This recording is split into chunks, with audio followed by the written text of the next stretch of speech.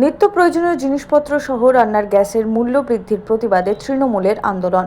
মঙ্গলবার আসানসোল পৌর নিগমের 84 নম্বর ওয়ার্ডে তৃণমূল কাউন্সিলর শাহ বড়ো এবং বড়ো চেয়ারম্যান ডক্টর দেবাশিস সরকারের নেতৃত্বে এই কর্মসূচি আয়োজিত হয়। এদিন বড়ো চেয়ারম্যান ডক্টর দেবাশিস সরকার কেন্দ্রীয় সরকারের নীতির বিরুদ্ধে তীব্র সমালোচনা করে বলেন, কেন্দ্রীয় সরকার পুঁজিবাদীদের জন্য, সাধারণ মানুষের জন্য নয়। আজকে আমাদের যে বিরোধ কর্মসূচি সেটা হচ্ছে গ্যাসের যে দাম মধ্যরাত্রে চুপিসারে মানুষের অজান্তে যে গ্যাসের দাম বাড়ানো হয়েছে। বিগত কয়েকদিন আগে ওষুধের সংশোধনী একটি বিল পাস করা হয়, যাতে 748টা ওষুধের দাম হঠাৎ করে বৃদ্ধি করা হয়। 31 মার্চের রাত্রে মানে 1 এপ্রিলের শুরুতে টোল ট্যাক্স 23% বৃদ্ধি করা হয়। ঠিক সেইভাবেই একটা ধরুন অনুষ্ঠানের সময় চলছে, রামনবমী চলছে, দেশে একটা পুজোর মহল রয়েছে, সেই অবস্থায় মানুষের অজান্তে গ্যাসের দাম 50 টাকা বাড়িয়ে দেওয়া হলো। জীবিকা ও জীবন দুই বিপর্যস্ত আজকের কেন্দ্র মোদী সরকার থাকার ফলে।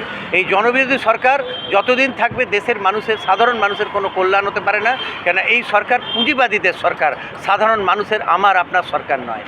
এদিন তারা অবিলম্বে বর্ধিত দাম প্রত্যাহারের জন্য কেন্দ্রীয় সরকারের কাছে দাবি জানান এবং সরকার যদি পদক্ষেপ না নেয় তাহলে তারা বৃহত্তর আন্দোলনের হুঁশিয়ারি দেন।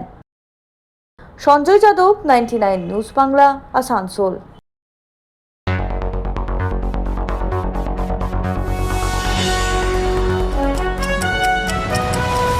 আপনারা দেখছেন 99 নিউজ বাংলা।